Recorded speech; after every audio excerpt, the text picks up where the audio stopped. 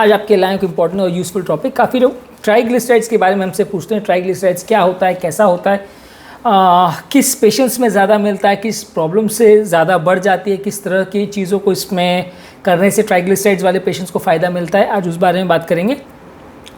Triglyceride basically एक fat containing sales है जो कि फूड को एक जगह से दूसरी जगह ट्रांसपोर्ट करने में ज़्यादातर यूज़ होता है। जब बॉडी में आप कोई भी फैटी या ऑयली कंटेंट कंज्यूम करते हैं तो बॉडी सबसे पहले उसको ट्राइग्लिसराइड सेल्स में कंज्यूम करती है और वो फैट सेल्स में जाके जमा हो जाता है। जब बॉडी को उसके बाद में रिक्वायरमेंट होती है तो हार्मोन्स के मैकेनिज्म से ट्राइग्लिसराइड वहाँ से निकलता है और वो बॉडी में कैलोरी को एक जगह से दूसरी जगह ट्रांसपोर्ट करता है। तो जो भी आप कार्बोहाइड्रेट रिच फूड खाएंगे या हाई कैलोरी वाला फूड खाएंगे उसमें कंपेरेटिवली आपका ट्राइग्लिसराइड कंटेंट ज़्यादा होगा। तो गोल्डन डिक्टम ये है कि जो लोग भी कार्बोहाइड्रेट रिच फूड ज़्यादा खा रहे हैं उनको ट्राइग्लिसराइड का प्रॉब्लम आएगा और उनको अगर ट्राइग्लिसराइड को कट डाउन करना है तो कार्बोहाइड्रेट रिच फूड खाना कम कर दीजिए।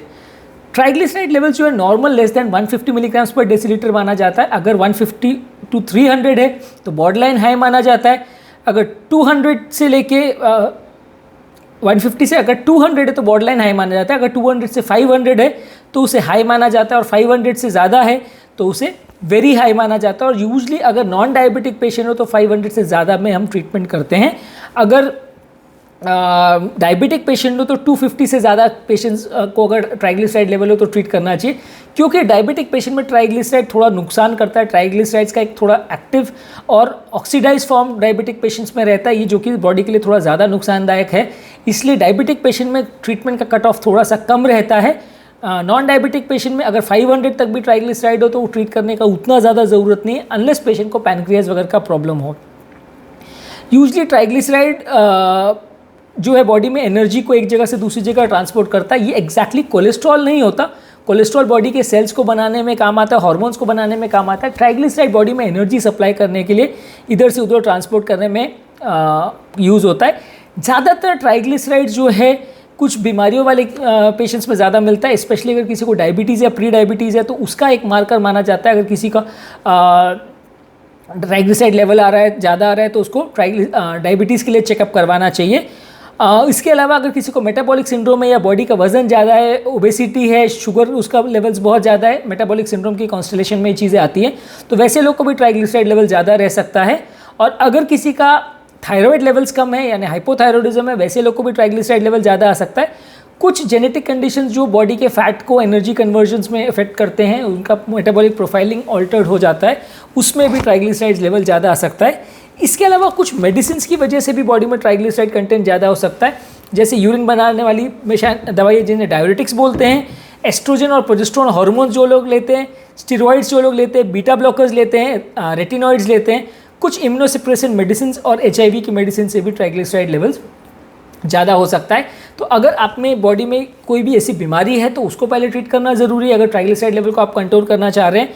और या तो अगर आपको इनमें से कोई दवाई आपको चल रही है, जैसे कि डायरेटिक्स है, स्टेरॉइड्स है, बीटा ब्लॉकर्स है, इम्यूनोसप्रेसेंट्स, अगर कोई दवाई चल रही है तो उसको आपको मैनेज करना ज़रूरी है। अगर ट्राइग्लिसराइड लेवल ज़्यादा आ रहा है तो अब हम बात करेंगे क्या क्या चीज़ें हैं जिससे आप ट्राइग्लिसराइड लेवल को कम या कंट्रोल कर सकते हैं। सबसे पहला सबसे इंपॉर्टेंट चीज़ है आपको डेली बेसिस पे एक्सरसाइज करना है। एटलीस्ट 30 मिनट्स पर डे आप रेगुलर एक्सरसाइज करेंगे तो ये आपकी गुड कोलेस्ट्रॉल लेवल्स को बूस्ट करेगा, ट्राइग्लिसराइड लेवल को लो करेगा। जितना बॉडी वेट कम होगा उतना आपका comparatively triglyceride levels better control होगा। जितना बॉडी वेट ज़्यादा होगा, जितना वजन ज़्यादा होगा, जितना ओबेसिटी होगा, उतना आपका कोलेस्ट्रॉल लेवल ज़्यादा होगा, उतना आपका ट्राइग्लिसराइड लेवल ज़्यादा होगा।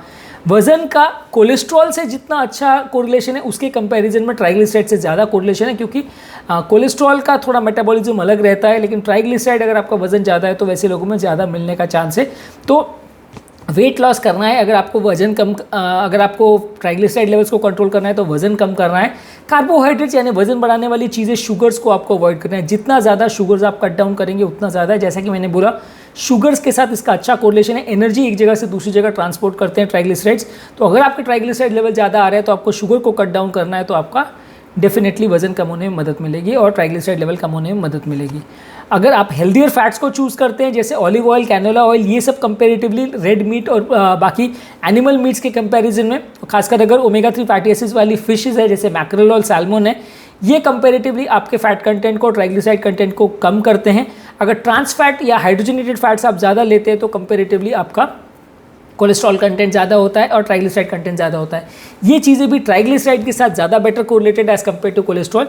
कोलेस्ट्रॉल आप फैट कम करके बहुत ज़्यादा कम नहीं कर सकते, 10% तक का ही रिडक्शन कर सकते हैं, लेकिन ट्राइग्लिसराइड का लेवल में कट डाउन ज़्यादा बेटर किया जा सकता है अगर आप फैट्स का कंटेंट को कम करें। अल्कोहल भी बॉडी के ट्राइग्लिसराइड लेवल से रिलेटेड है। जो लोग को अल्कोहल बहुत ज़्यादा लेते हैं या नॉन वेजिटेरियन फूड्स में हाई कोलेस्ट्रॉल वाले फूड ज़्यादा लेते हैं, हाई फैटी फूड ज़्यादा लेते हैं, तो वो उनको ट्राइग्लिसराइड लेवल ज़्यादा होने का चांस है। अगर ऐसे कोई भी आपको चीज़ मिल रहा है, रिस्क फैक्टर मिल रहा है, तो आपको उसको कंट्रोल करना ज़रूरी है, पेशेंट को इंडिकेट करना ज़रूरी है। ये सारे चीज़ों को कंट्रोल करके मेजॉरिटी ऑफ द पेशेंट्स में आप कोलेस्ट्रॉल लेवल कंट्रोल कर लेंगे। ट्राइग्लिसराइड लेवल जहाँ अगर पेशेंट्स का ट्राइग्लिसराइड लेवल अगर नॉन डायबिटिक है और 500 को क्रॉस कर रहा है और डायबिटिक है तो 250 को क्रॉस कर रहा है, वहाँ पे आपको ट्रीटमेंट करना चाहिए। या किसी को अगर पैनक्रेटाइटिस की हिस्ट्री है तो थोड़ा जल्दी भी कर सकते हैं। सबसे कॉमनली इसमें मेडिसिन जो हम यूज़ करते हैं वो रेगुलर कोलेस्ट्रॉल घटाने वाली दवा स्टैटिन्स होती है। स्टैटिन्स हालांकि जो स्पेसिफिकली ट्राइग्लिसराइड्स को कम करती है वो फिनोफिब्रेट करके दवा है। तो अगर किसी को आइसोलेटेड हाइपोट्राइग्लिसराइडेमिया है तो फिनोफिब्रेट्स ज़्यादा अच्छी दवा है, लेकिन फिनोफिब्रेट्स के साइड इफेक्ट्स थोड़े ज़्यादा होते हैं और थोड़ा बाकी बेनिफिट्स उसके कम है, बाकी कोलेस्ट्रॉल लेवल में कोई खास फ़ायदा नहीं करता है। तो इसलिए फिनोफिब्रेट्स को यूजली सेकेंड चॉइस रखते हैं। और अगर किसी को किडनी और लिवर का प्रॉब्लम है तो उसमें फिनोफिब्रेट्स को अवॉइड करते हैं।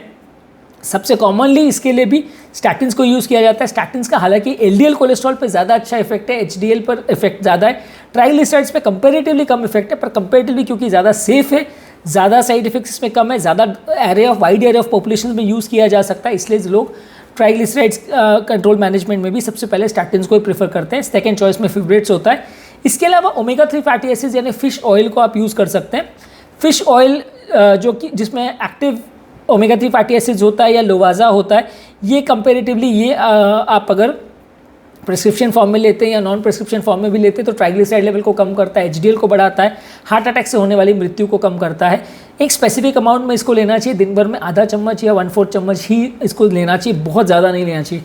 ऐसा नहीं है कि ट्राइग्लिसराइड लेवल अगर आपका 800 हो गया तो आप उसके लिए दिन भर में पूरी बॉटल को ख़त्म कर दिया तो आपको जल्दी ख़त्म हो जाएगा। ट्राइग्लिसराइड वैसा नहीं है, उसके लिए तो मेडिसिन ही लेना पड़ेगा आपको। लेकिन हाँ, फिश ऑयल को आप नॉन मेडिसिनल फॉर्म में भी अगर ले तो भी कुछ बेनिफिट्स आपको मिलेगा। कितना एग्जैक्टली रिडक्शन होगा वो कह पाना थोड़ा मुश्किल है।